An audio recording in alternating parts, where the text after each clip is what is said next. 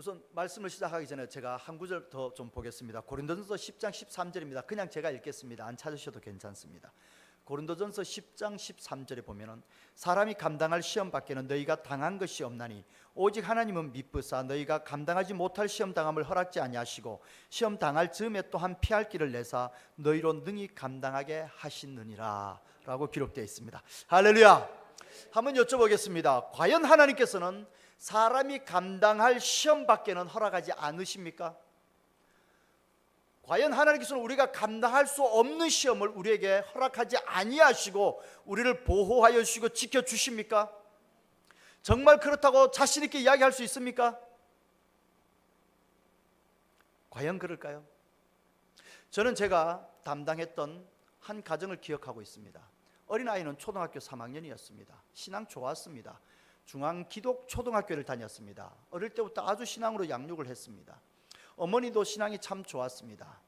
그 남편은, 아이는 학교에 넣었지만 그 남편은 교회에 나오지는 않았습니다. 그 남편은 삼성전자 대리점을 했습니다.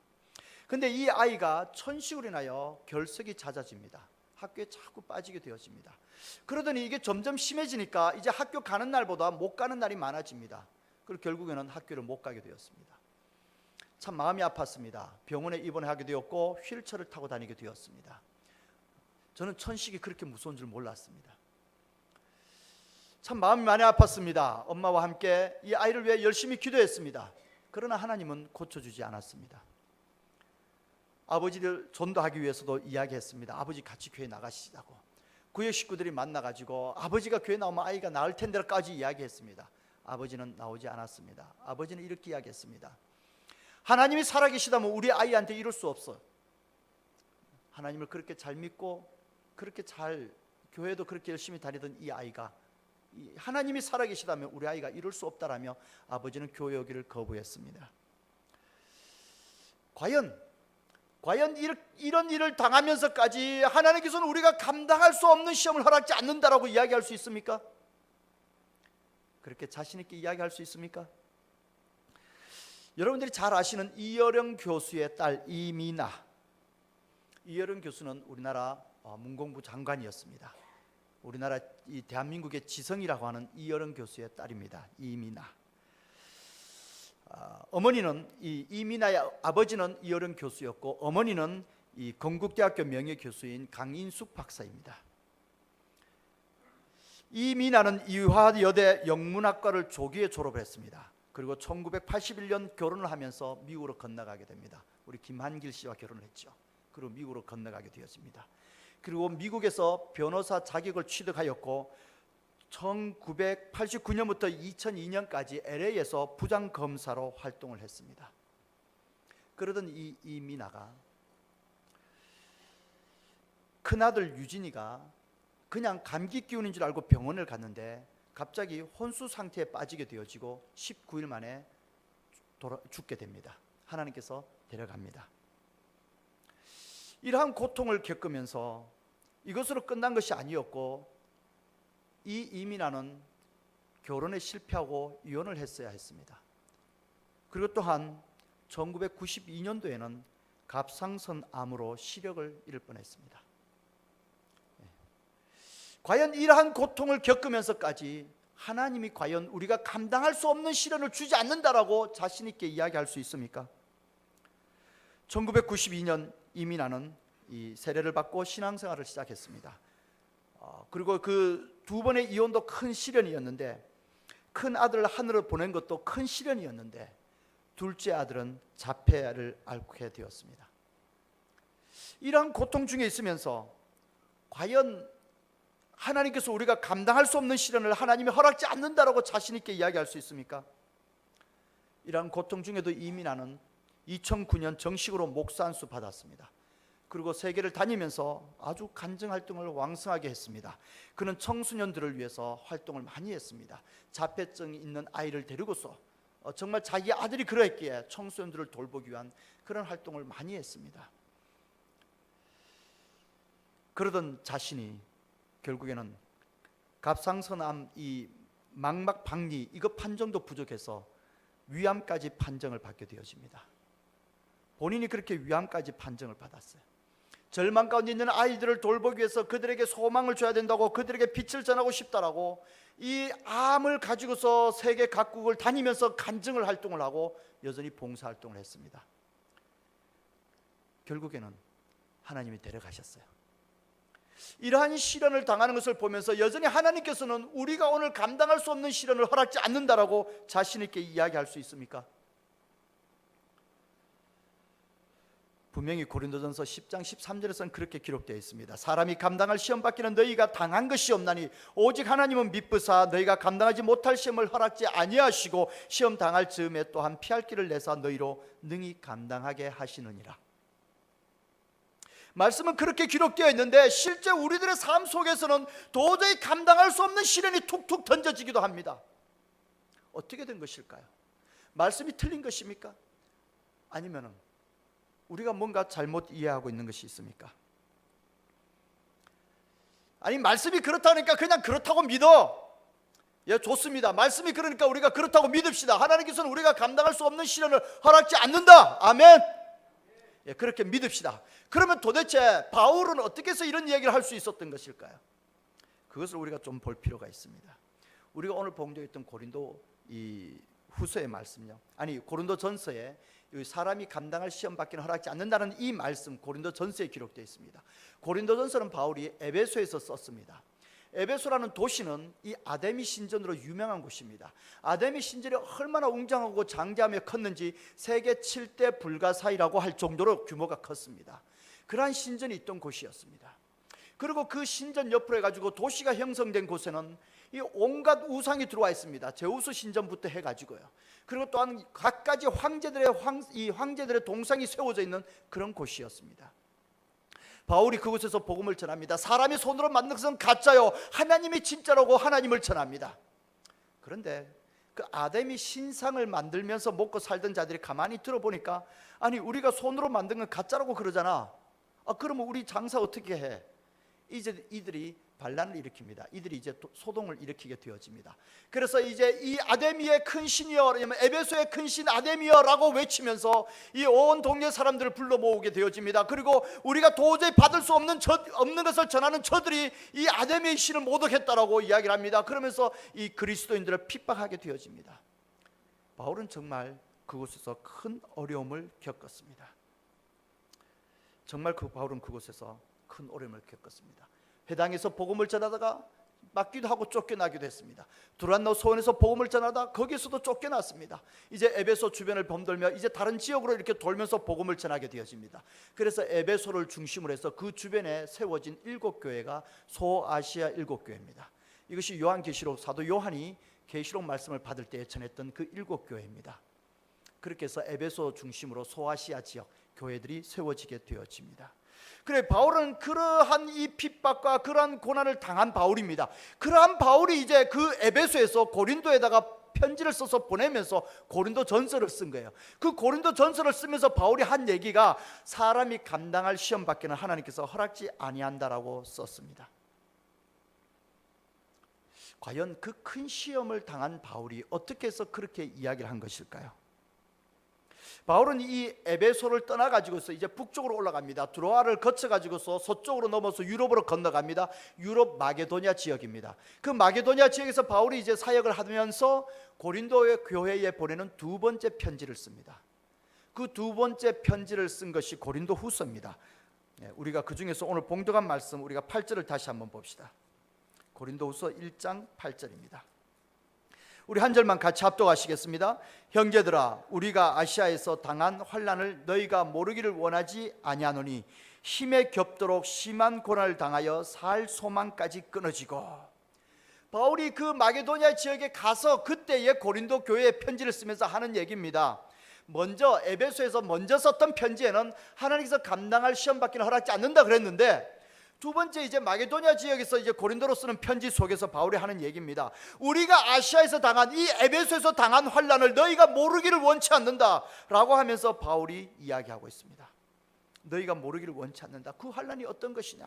힘에 겹도록 심한 고난을 당했습니다. 살아갈 소망이 끊어진 것 같았습니다. 사형 선고를 받은 줄 알았습니다. 참으로 큰 환난을 당했습니다. 사람들 앞에서 면박을 받고, 사람들 앞에서 말 못하게 쫓겨남을 당하고, 사람들 앞에서 나쁜 사람이라고 오해를 받으면서 따돌림을 당하고, 그런 정도가 아닙니다. 살 소망이 끊어졌다고 그랬습니다. 이 에베소에서 살 소망이 끊어질 것 같았던 그런 핍박을 당한 바울이었습니다. 에베소는 이 우상으로 유명한 곳입니다. 에베소에 이 아데미 신전이 있고요, 그 옆에는 이 핍박의 문이 있습니다. 누가 교회가 있고 누가의 무덤도 있습니다. 그곳에서는 이 그리스도인들을 죽이고 핍박했던 것이 너무나 커서 그 그리스도인들을 죽였던 이 아데미 신전에 굴러다니는 돌을 가져다가 문을 만들어서 이 박해의 문이다, 그렇게 이름을 붙였습니다. 그리고 그곳에는 그 도시 옆에 원형극장이 있습니다. 에베소 바다에 배가 들어오게 되어지면 그 배에서 노예를 끌어내려서 큰 대로를 끌고 오면 이제 정면에 이 원형극장이 있습니다. 이 부채꼴 모양으로 원형이 되어 있습니다. 그러면 이 원형극장에서 이제 이 노예들을 짐승들의 밥으로 주기도 하고, 이렇게 오는 길목에서 시장이 열립니다. 그럼 이 시장에서 노예를 매매하기도 합니다. 그래서 이 전쟁터에서 잡아온 노예들을 그곳에서 매매하기도 하고, 이 짐승들에게 밥으로 주기도 하고 하는 그런 일들이 벌어지던 곳이었습니다. 그 원형극장은 이렇게 생겼습니다. 부채꼴 모양으로 관중석이 있으면요, 이 앞에 무대에는 2층으로 되어 있습니다. 가운데 꺼진 무대가 있습니다. 아래층입니다. 그리고 이 무대 뒤편에는 한 층이 올라간 윈 무대가 있습니다. 이 위의 무대에서는 공연할 때 쓰는 장소입니다. 그럼 바다에서 바람이 불어와 이 목소리를 이 관중들에게 날려보냅니다. 그래서 마이크가 없어도 목소리가 아주 잘 전달되도록 설계되어 있습니다. 그러면 이 아래층은요, 이 아래층은 이 위층 무대 밑으로 해서 구멍이 있습니다. 그 짐승들이 나오는 구멍이에요. 그래서 이 아래층은 이 노예를 짐승의 밥으로 주기도 하는 그런 곳이었습니다. 초기에 기독교인들을 그곳에서 순교하는 그런 일들이 많이 있었습니다. 내려오는 이야기 속에서는 기독교인들을 이 사자의 밥으로 던졌습니다. 많은 군중들이 이 장면을 바라보면서 소리를 지르고 환호성을 지르고 있습니다. 엄마가 아기와 함께 이곳에 던져졌습니다. 엄마가 아기를 품에 꾹 안으면서 이 아기를 바라보면서 이렇게 이야기를 한 것이 기록에 남아 있습니다. 얘야, 조금만 참아. 조금만 참으면 된다. 조금만 있으면은 천국 문이 환하게 열릴 거야. 그러한 곳이었습니다. 바울 역시 큰 어려움을 당했습니다. 그곳에서 참으로 목숨에 끊어지는 것 같은, 살 소망이 끊어지는 것 같은, 사형 선고를 받은 줄 알았던 그러한 핍박과 환난을 당했습니다. 바울이 이 복음을 전하고 하나님을 전할 때에 이 아데미 신상을 만드는 자들이 바울을 박해하면서, 그 믿는 자들을 박해하면서 온 도시를 소동을 일으켜서 이 원형극장으로 끌고 갔습니다. 이제 온 도시의 사람들이 이 원형극장에 몰려들었습니다. 소리를 지릅니다. 저들을 죽이라고 소리를 지릅니다. 이렇게 전체 소동하고 있는 중이었습니다. 그럴 때에 이 서기장이 나와가지고 이 관중들을 조용히 시키면서 도대체 왜 그러냐, 무슨 일이냐, 우리가 정식으로 재판을 하자, 이렇게 소동을 일으켜가지고서 로마에다가 보고할 게 없다라며 관중들을 진정시키고 해산시키기도 했습니다. 그래요. 정말 그런 일들을 겪으면서 자칫 목숨의 위협을 겪으면서 복음을 전했습니다. 그런데 바울은 그곳에서 고린도 교회에 편지를 쓰면서 하나님께서 감당할 시험 밖에는 너희가 당한 것이 없다라고 이야기를 했습니다. 왜 그랬을까요? 바울은 이러한 이 환난, 이러한 시련을 겪어봤습니다. 본인이 목숨의 위협까지, 이 정말 죽음 문턱까지 가면서 그 환난을 겪어봤기 때문에 바울이 하는 이야기입니다. 사실 어떤 사람이 큰 환난을 겪었는데 옆에 가가지고 조금만 참아, 하나님이 우리가 감당할 수 없는 시험은 허락지 않는다 그랬으니까 조금만 참으면 이길 수 있을 거야, 하나님이 도와줄 거야, 이거 다 감당할 수 있어, 우리가 감당할 수 있으니까 하나님이 이거 감당하도록 해주신 거지, 옆에서 이렇게 이야기한다라면 이렇게 이야기하는 것이 얼마나 허무맹랑한 이야기입니까? 자기가 당하지 아니하니까 그렇게 말할 수 있는 거죠. 지금 당한 사람은 이 목숨이 촉각을 다투고 있습니다. 여기서 내가 감당할 수 없는 시련 중에 있습니다. 이러한데 그 말이 무슨 의미가 있겠습니까? 그러나 바울은 본인이 당해 본 겁니다. 본인이 그 목숨의 위협을 느끼면서 죽음 문턱까지 가봤습니다. 바울이 그 핍박을 당해봤기 때문에 바울이 당당하게 할 수 있는 겁니다. 하나님께서는 우리가 감당할 수 없는 시험을 허락지 아니하십니다. 할렐루야. 그렇습니다. 하나님께서는 우리가 감당할 수 없는 시험을 허락지 아니하십니다.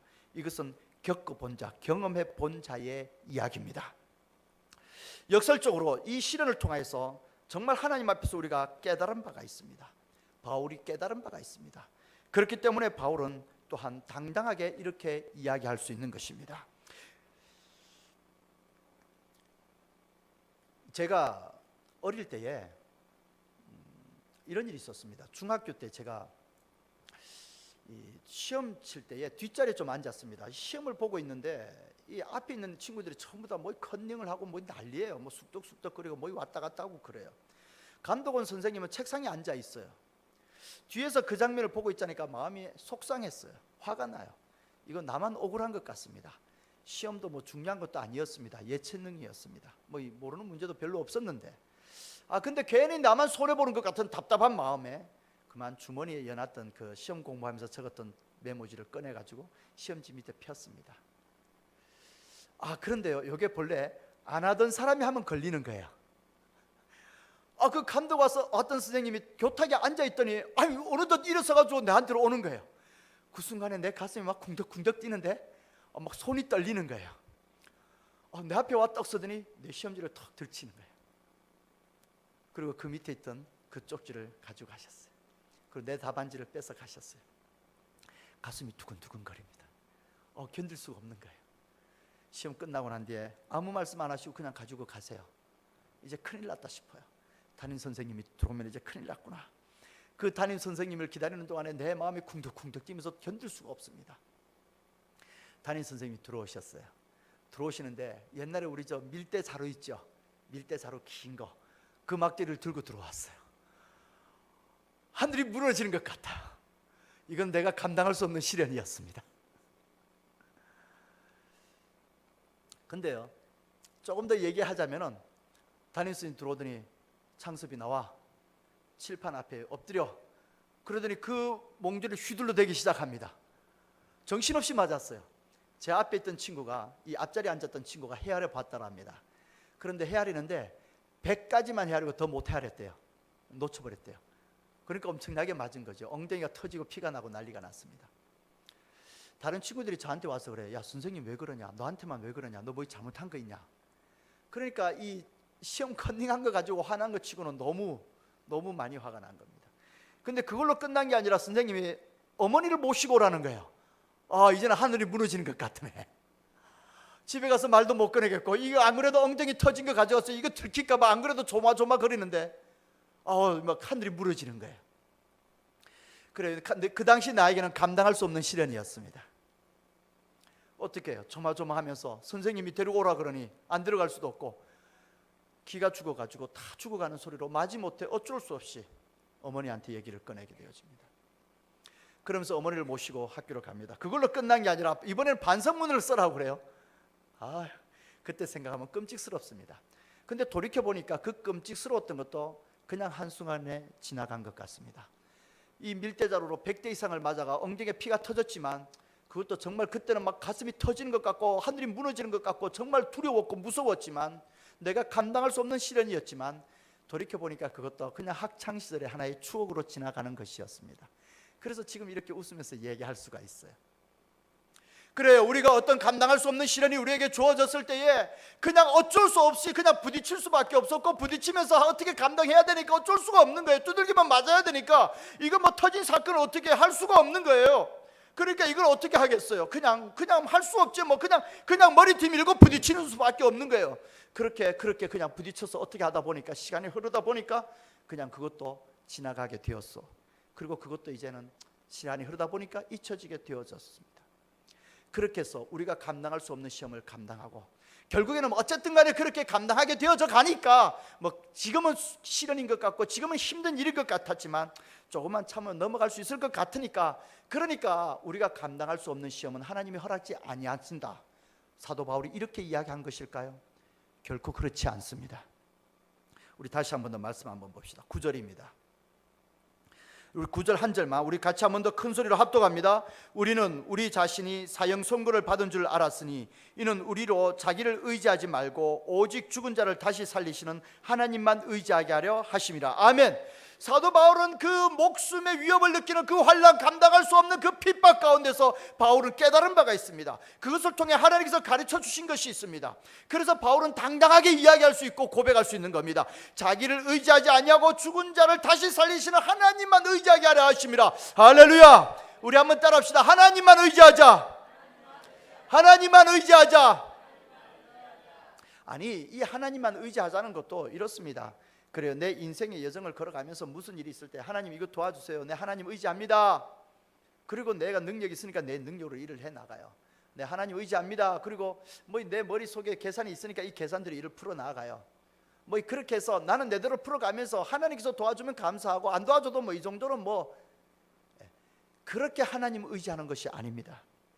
그렇게 의지해서 하나님을 경험하는 자리에 나아갈 것보다도 사도 바울처럼 이제 목숨의 위협을 느끼면서 그 죽음을 앞에 놓고 죽음의 문턱까지 갔다가 정말로 내가 내 힘으로 어찌할 수 없고 내 힘으로 할 수 있는 것 아무것도 없는 상황 가운데서 하나님만 바라보면서 주여 라며 주님 나 살려주세요 라며 주님을 구하고 주님을 붙들었던 그 심정이 하나님 의지하는 것을 배웠습니다.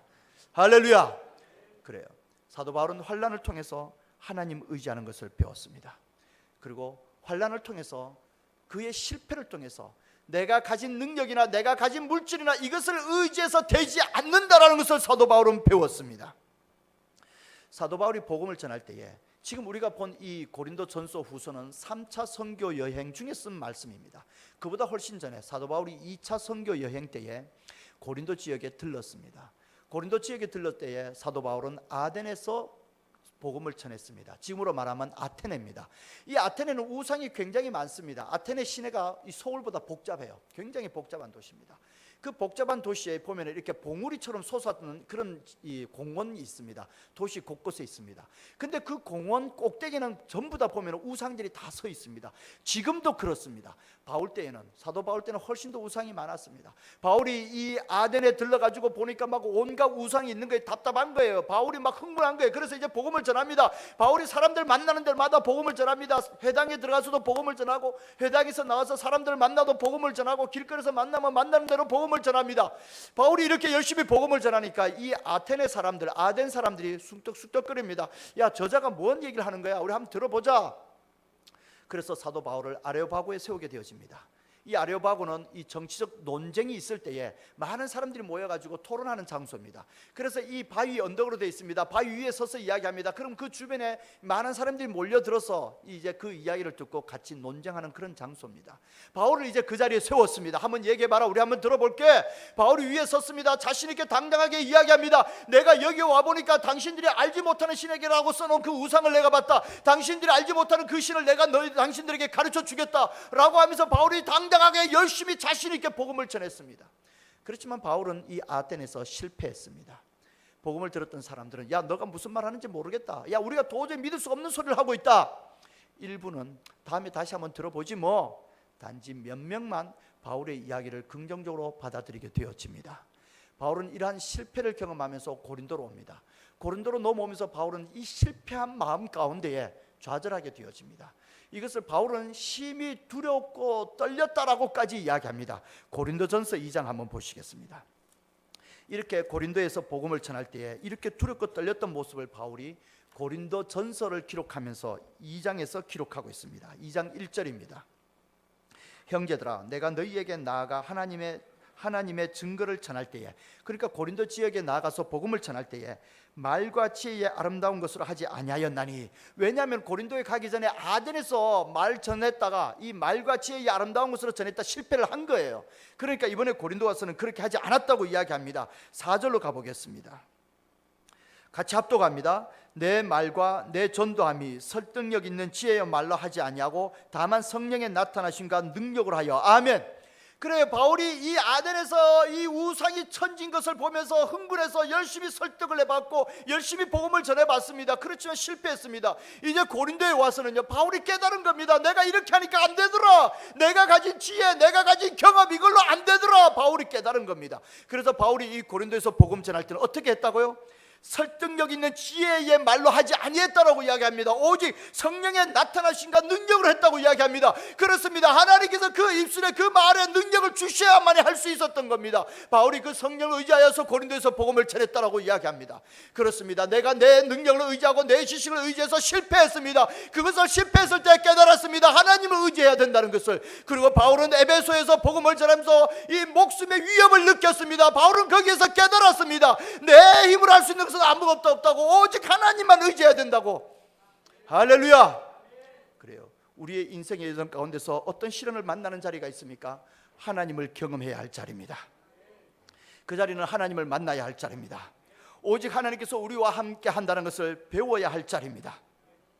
그래요. 먼저는 내 능력으로 내 지혜로는 안 되더라라는 것을 주님 앞에 고백하며 이 내 능력이나 내 지혜를 사용하시는 하나님을 볼 수 있게 되기를 주님의 이름으로 축원합니다.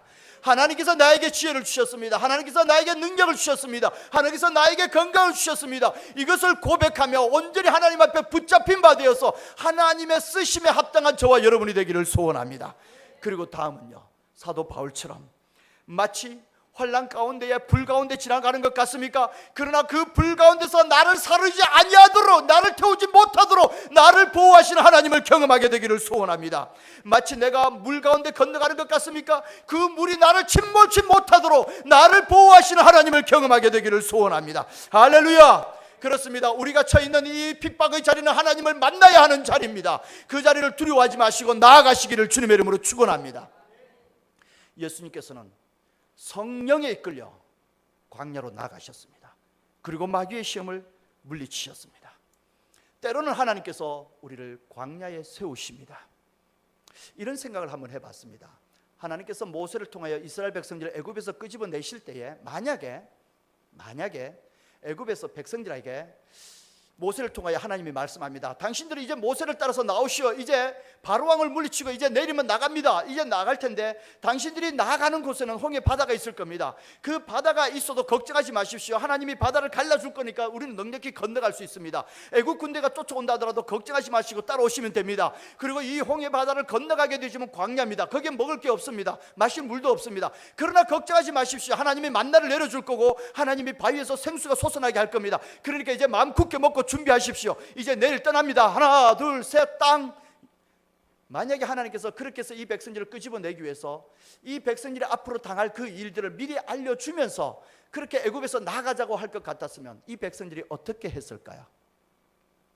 모세를 따라서 애굽에서 나와서 광야로 갔을까요? 여러분들 같으면 어떻게 하시겠습니까? 여러분들의 인생의 여정 가운데에 이제 당신의 인생의 여정 가운데 앞에 이러한 큰 시련을 만나게 될 겁니다. 그러나 걱정하지 마십시오. 하나님이 함께 할 겁니다 라고 이야기해 준다 그러면 여러분들은 어떻게 기도하시겠습니까? 아마 모르긴 몰라도 이렇게 기도할 거예요. 하나님, 나는 그거 싫어요. 나는 절대 그 환난 싫어요. 그 환난 만나지 않게 해주세요. 내가 어떻게 하면 그 환난을 만나지 않을 수 있습니까? 내가 헌금을 많이 드릴까요? 내가 봉사를 많이 할까요? 하나님, 그 환난을 만나지 않게 해주세요. 이렇게 기도하지 않겠습니까? 하나님은 우리의 믿음 형편에 맞게끔, 우리 수준에 맞게끔 이런저런 환난을 우리에게 때로는 주시기도 하십니다. 그러나 두려워하지 마십시오. 아니, 당하지도 아니한 환난을 미리 바라보면서 걱정하지 마십시오. 하나님의 인도하심을 경험해야 할 자리에 서 있다는 사실을 믿고 담대한 믿음으로 나아갈 수 있게 되기를 소원합니다. 할렐루야. 이미나, 소도에서 말씀드렸던 이미나, 그래요. 사람이 감당할 수 없는 시련을 그가 겪었습니다. 근데 이 딸이 그 암으로 말미암아 실명하는 것을 바라보는 아버지 이어령 박사, 이 이어령 박사는 딸이 실명하는 것을 바라보면서 그 가운데서도 저와 함께하는 하나님을 바라보면서 이어령 박사가 예수님을 믿게 됩니다. 이 예수님 믿기 1년 전에 이어령 박사가 교회에서 이런 강연을 했어요. 왜 예수님을 믿으면 안 되는가? 이런 주제로 강연을 했어요. 1년 전에 한 사람은 왜 예수님을 믿어야 되는가 간증하고 이어령 박사는 반대로 왜 예수님을 믿을 수 없는가 간증을 했어요. 1년 전에. 그러나 이제 1년 뒤에 딸이 실명하는 걸 보면서 이어령 박사가 예수님을 믿게 됩니다. 그리고 본인이 직접 침례를 받게 되어집니다. 딸 이민아는요, 예수님 믿으면서 큰아들이 감기인 줄 아는데 병원에 갔다가 그냥 난데없이 혼수 상태에 빠지고 19일 만에 죽는 것을 경험합니다. 그때에 이 딸 이민아는 이렇게 고백합니다. 그 아들과 함께 나도 죽었다. 그리고 이민아는 새롭게 태어났습니다. 그리고 그는 이제 하나님을 바라보며 새로운 인생을 걸어갑니다. 그래요. 그 앞에도 이혼하면서 고통스러운 시간을 지냈습니다. 그리고 본인이 암에 걸리기도 했습니다. 그리고 아들이 죽는 것까지 경험했습니다. 그리고 이제는 하나님 앞에서 나도 죽었다라고 고백하며 새로 태어나 그 인생을 걸어갑니다. 그렇기에 그 인생의 장애 가운데 새로운 암이 발병하고 그 인생의 가운데 죽음이 앞을 가로막고 하더라도 이 이민아는 두려워하지 아니합니다. 그는 여전히 암이 새롭게 발병된 걸 알면서도 여전히 청소년들을 위한 사역을 하고 간증을 하면서 다니게 되어집니다. 그래요. 우리의 믿음은 죽음을 이기는 것입니다. 우리의 믿음은 하나님께서 우리와 함께 하시고 우리를 인도하심입니다. 하나님께서 우리를 인도하시는 그 길에 때로는 물이 우리를 침몰시키는 것 같습니까? 그러나 우리는 하나님께서 우리를 보호하고 이끄심을 알고 있습니다. 때로는 불이 우리를 태우는 것 같습니까? 그러나 하나님께서 우리를 보호하고 인도하심을 우리는 알고 있습니다. 내가 걸어가는 이 길 가운데 때로는 광야로 내몰리는 것 같고 내가 원치 않는 가운데 뜻하지 않는 가운데 광야에 서야만 할 것 같습니까? 그러나 두려워하지 마십시오. 이제는 믿음의 눈을 여십시오. 믿음의 눈이 없을 때는 먹을 것도 없고 입을 것도 없고 마실 물도 없고 뜨거운 햇빛을 가릴 그늘도 없고 추위를 막을 만한 이 집도 없는 이 광야를 생각하며 불평불만 가운데 지나왔습니까? 아니요, 이제는 하나님께서 함께하는 것을 바라보면서 만나를 내려주고 메추라기를 내려주고 불기둥과 구름기둥으로 인도하시는 그 하나님을 경험하는 자리에 나가게 되기를 주님의 이름으로 축원합니다. 우리의 광야는 하나님을 만나는 자리입니다. 기도드리겠습니다.